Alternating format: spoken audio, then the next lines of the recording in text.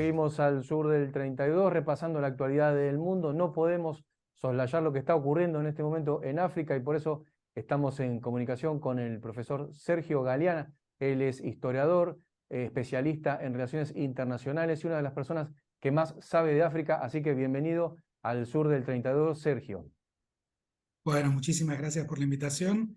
Un placer poder acompañarlos. ¿Qué tal, maestro Sergio? Buenas tardes. Le saluda Beca García desde México. Y bueno, acá la verdad es que nos ha caído sorpresivamente lo que está ocurriendo en Níger. Quisiera iniciar, si puede dar una breve contextualización de lo que está ocurriendo. Bueno, lo que llamó la atención y lo que en algún punto puso a Níger en el centro de las noticias es el golpe de Estado ocurrido hace poco tiempo, la deposición del primer presidente que heredó de manos de una autoridad electa democráticamente el gobierno de Níger. Níger es independiente desde 1960 y hace 2 años fue la primera transición democrática en la historia del país. Este presidente Bazoum fue depuesto hace pocos días en un golpe de Estado que de alguna manera tiene muchas semejanzas con lo que pasó en otros países vecinos hace muy poco tiempo, en Burkina Faso y en Malí, digo que son tres países que están ubicados en el África Occidental, en la región del Sahel. Es una región en términos ecológicos, es una región al sur del desierto del Sahara, bastante afectada por el cambio climático y que uno puede pensar en términos geográficos que va desde el Océano Atlántico hasta el Mar Rojo y que prácticamente todos los países, que son prácticamente una decena de países que se encuentran en esta región, están afectados por, en los últimos 5 años, un poquito más, por procesos muy turbulentos de transición política. ¿Sí? Este podríamos decir entonces, en el caso de Níger, es el último de una serie de, podemos llamar a transiciones políticas violentas o de golpes de Estado, ¿sí? Pero que ya había afectado a Burkina Faso, a Malí, en algún punto también a Chad, a Sudán, ¿sí? Y en África Occidental también a Guinea en los últimos 5 años.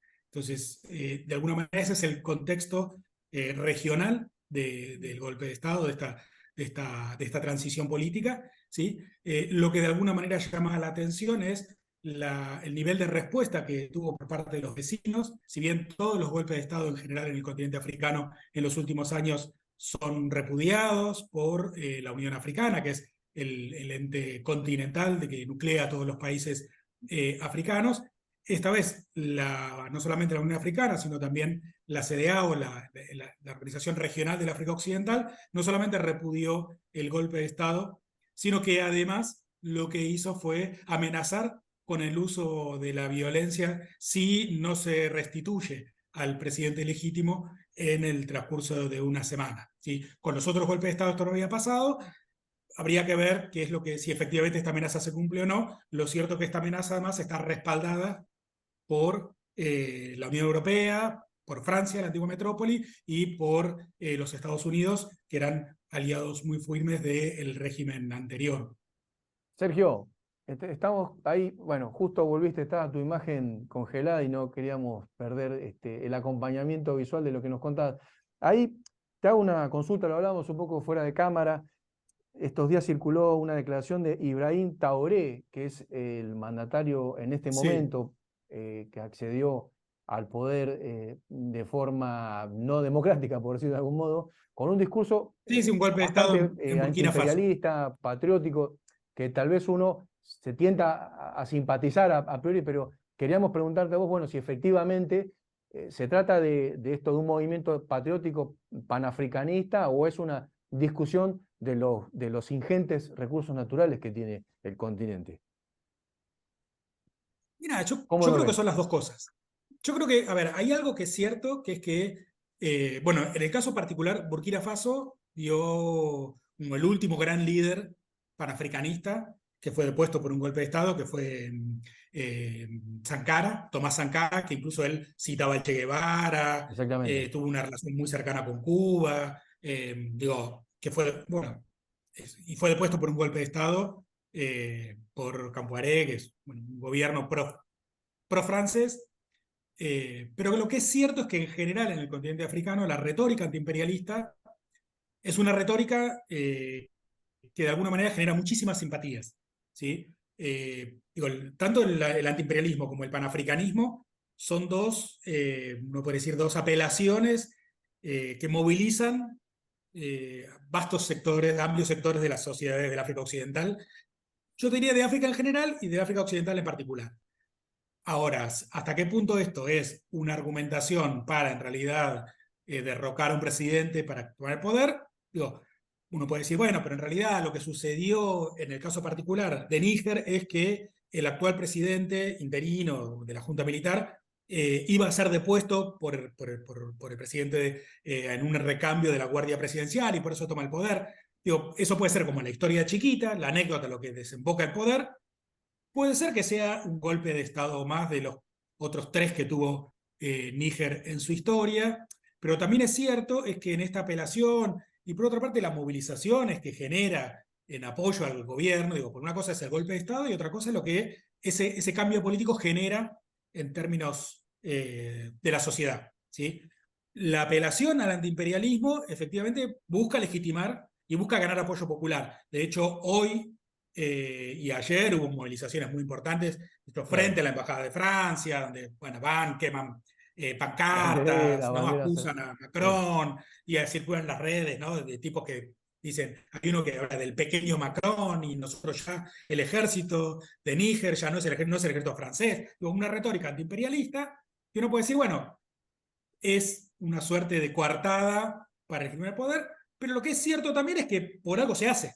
O sea, evidentemente hay ya pasados más de 60 años de las independencias de gran parte de los países de África Occidental, hay una percepción muy cierta de la excesiva influencia que las antiguas metrópolis están teniendo en África y que el nivel de vida de muchos de los países africanos no mejoró en los últimos 60 años, con lo cual estas políticas, como llamar, neocoloniales, de alianza muy estrecha con Francia, con Gran Bretaña, con la Unión Europea, o incluso acercándose también a los Estados Unidos, no beneficia a las mayorías. Digo, Níger hoy es uno de los países más pobres del mundo, siendo que es uno de los principales exportadores de un recurso estratégico que es el uranio. Claro, exacto. Decir, bueno, pero ¿cómo es que un país que no tiene tanta población, porque no llega ni a 30 millones de habitantes, en donde más de la mitad del territorio del país es desierto, o sea, uno podría decir, bueno, perfectamente podría haber una distribución del ingreso que saque a la gente de la miseria, sin embargo, hoy en día Níger es uno de los países más pobres del mundo.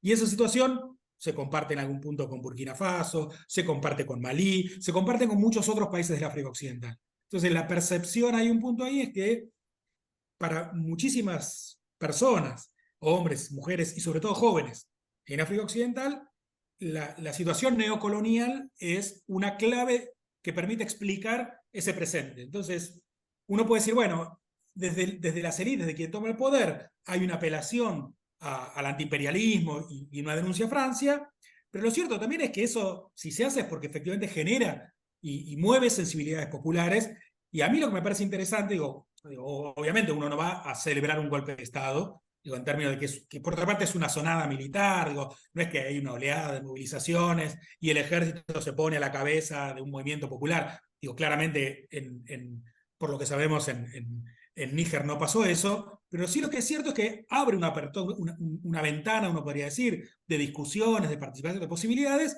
que a mí me gustaría ver cómo corre en el tiempo, ¿no? Digo, si esto es que, digo, porque por otra parte, digo, vimos las fotos, ¿no? Esa gente en las calles, incluso algunos con banderas rusas, si eso es un montaje para la televisión, o si esto efectivamente genera, es el hartazgo, o muestra el hartazgo de gran parte de la sociedad que está buscando un camino alternativo, ¿sí? Digo, en muchos países africanos, sobre todo en la región del Sahel, pasa esto. Quizás el ejemplo más claro lo tenemos casi en el otro extremo, en el Sahel, cerca del Mar Rojo, en el caso de Sudán, en donde hubo una transición política muy importante, liderada por organizaciones de la sociedad civil, que derrocó a un gobierno unipartidista, que era el gobierno de Omar al-Bashir, que creó un gobierno de transición. Esa movilización que fue hace 4 o 5 años que vino esa oleada de movilizaciones que logró el derrocamiento de Bashir, que se creó un gobierno de transición. Ese gobierno de transición tenía sectores del ejército muy cercanos a Bashir, que querían un poco sacar a Bashir de encima para que nada cambie, pero también sectores de la sociedad civil sudanesa, que hoy en día Sudán es un escenario en disputa, uno podría decir, entre esos actores. O sea, ¿cuál es el rumbo de esa transición? Entonces, yo no soy tan partidario de ver esto como un juego de ¿no? De maniqueo, de buenos y malos, Claro. sino más bien de ver que hay una situación estructural que efectivamente genera las condiciones de estas movilizaciones, que hay sectores que objetivamente quieren sacar partido, beneficio incluso hasta personal de este conflicto, pero que no está nada jugado, ¿sí? Y por eso a mí me parece que es interesante ver como la película, más allá de la foto puntual de lo que sucede con el golpe de Estado. A ver, lo que es cierto es que la Unión Africana no puede no salir a repudiar un golpe de Estado, digo, porque viola la O legitimidad estatuto, claro. reconocida. Exactamente. Ahora, que de ahí eso derive en un gobierno más represivo, porque digo, uno de los argumentos, se habla del antiimperialismo, se habla en contra de Francia, pero básicamente uno de los argumentos es el problema de la inseguridad, que esa inseguridad está dada fundamentalmente por grupos terroristas, grupos armados, que se definen como yihadistas. Bueno, es muy complejo porque yihadista es como un rótulo que no dice nada y que además, digo, técnicamente la yihad es otra cosa, no es grupos terroristas que ponen musulmanes que ponen bombas, es otra cosa la yihad, pero en términos generales se reivindican yihadistas y estos golpes de Estado acusan a los gobiernos de ineficaces para luchar contra el terrorismo y ellos van a imponer orden.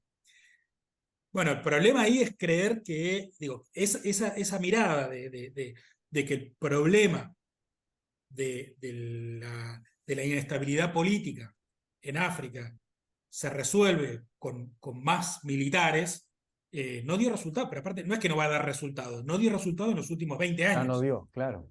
Beca. Ya no dio.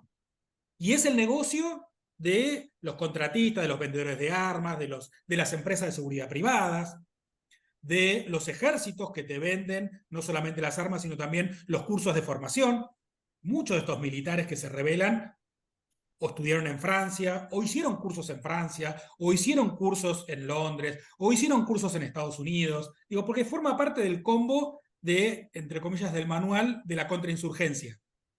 Lo que es cierto que no dio resultado, ¿sí? Esa mirada. Entonces, si solamente estos gobiernos militares apelan a una estrategia de tipo militar y cambiamos entonces, en lugar de apelar a los franceses, apelamos al grupo Wagner, a los rusos, para hacer lo mismo, y la verdad que el resultado no va a ser muy diferente, y lo que es cierto es que quienes más sufren son la población civil, los hombres, las mujeres, los sectores más pobres que son desplazados, los que pierden sus bienes, los que pierden sus vidas, ¿sí? Entonces me parece ahí que más allá de esa, digo, hay una retórica antiimperialista que efectivamente apela a movilizar una sensibilidad popular, pero habría que ver después cómo se da la relación entre estos gobiernos y la sociedad civil. Claro. Sergio, me parece que algo de lo interesante es que se ponga nuevamente a discusión el tema del neoextractivismo, el tema del anticolonialismo, la lucha antineoliberal, pero también, digamos, como para discernir un poco más bajo esta lupa, creo que hay algunas fotografías que hemos visto en otros lugares, ¿no? Esta disputa por los recursos naturales, digamos, el papel de la Unión Europea, de Estados Unidos, ahora al retirar la ayuda humanitaria. A nosotros nos gustaría preguntarte dos cosas. Uno, sobre cuál es el papel que están teniendo otros países de África, más allá de los que están o pertenecen a la CEDAW. Y dos, ¿cuál es el papel realmente o la vinculación que están teniendo Níger, digamos, con Rusia? Y en este sentido, digamos, la tensión que pueda suscitar con la propia Unión Europea y Estados Unidos. Sí, a ver, en primer lugar, el principal mediador que hay africano en Níger es el presidente de Chad, que es un país vecino de Níger, que no pertenece a la CEDEAO, ¿sí? Pero que es curioso porque o no curioso, pero el presidente de Chad es el hijo del antiguo presidente que asumió, el actual mandatario, asumió el poder luego de que su padre muriera en un ataque o combatiendo a grupos insurgentes, cuando la constitución de Chad no preveía eso, no preveía que el hijo sucediera al padre, sino que preveía un mecanismo que no se aplicó. Con lo cual, lo que es interesante es que el mediador es alguien que de alguna manera también forma parte de este, podemos llamar, de este espacio de inestabilidad de la región, con lo bueno y lo malo, ¿no? Uno puede pensar, bueno, la doble vara del mundo occidental, que no critica a unos, critica a otros, pero también de alguien que sabe cómo es, como decimos nosotros, cómo es el paño y trata de crear una solución que busque que el conflicto no escale, ¿sí? El problema de estos conflictos es que escale, ¿sí? Que escale ¿en qué sentido? Que se genere una situación, digo, el ejemplo más paradigmático es Libia, ¿no? En Libia la OTAN intervino para derrocar a Gaddafi, acusándolo de crímenes contra la humanidad en contexto de lo que llamadas primaveras árabes.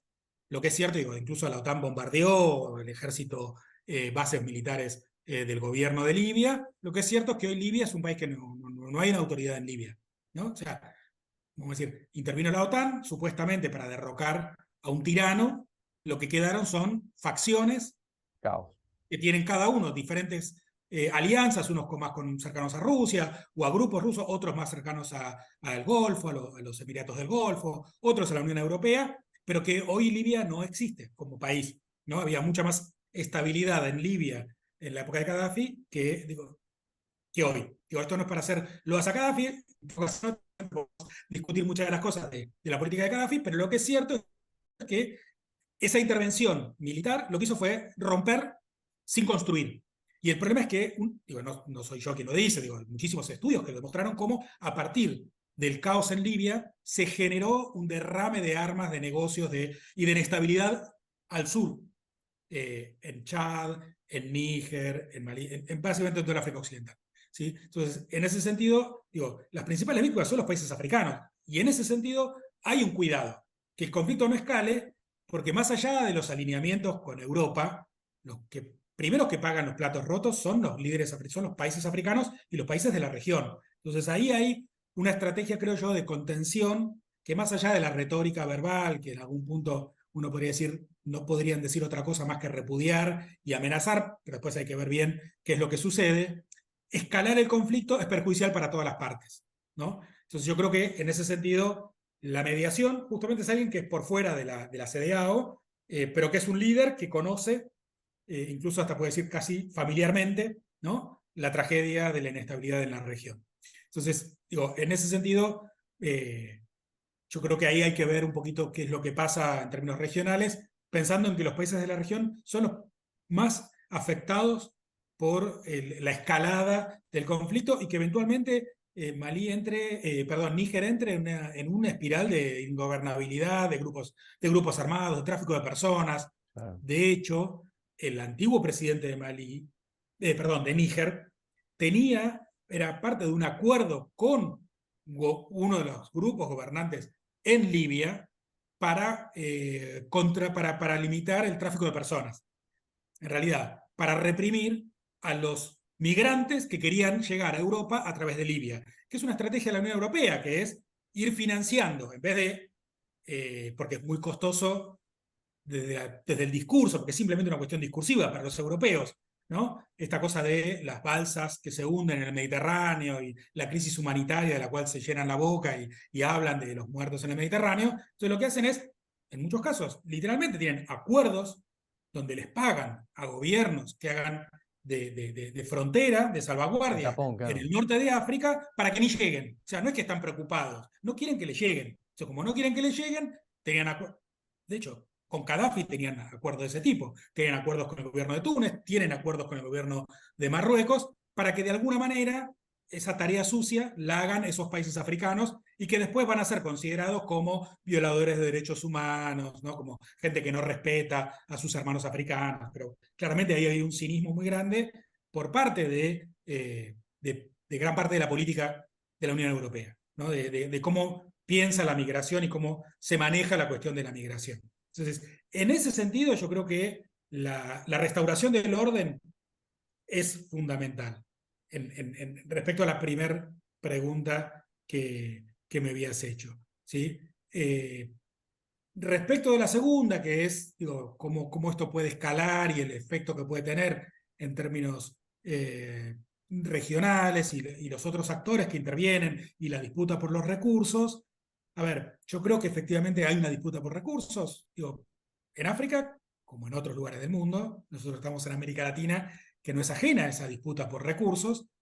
Lo que me parece que es interesante es que si desde los 90 en adelante, con el fin de la Guerra Fría, se pensaba con la globalización neoliberal que iba a haber una suerte de neocolonialismo tranquilo, ¿no? Donde diciendo, bueno, se terminó la Guerra Fría, ganó Occidente, las antiguas metrópolis forman parte de este nuevo bloque, podemos decir, hegemónico a nivel global y reafirman su posición neocolonial.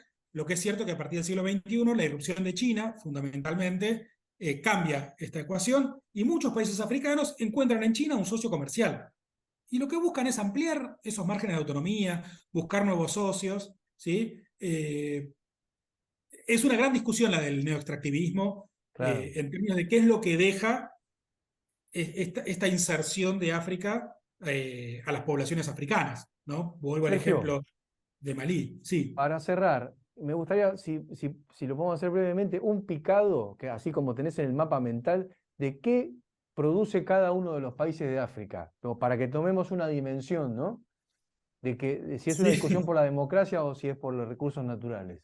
No, a ver, en términos generales, digo, vos tenés históricamente minerales, ¿sí? Digo, desde Sudáfrica hasta toda la región lo que se conoce como la región del Rand, que llega hasta el este de la República Democrática del Congo, ¿sí? Desde el coltán, que es una aleación de mineral que se utiliza para celulares, hasta el cobre, pasando por diamantes, oro, platino, ¿sí? Pero también es muy importante la producción agrícola.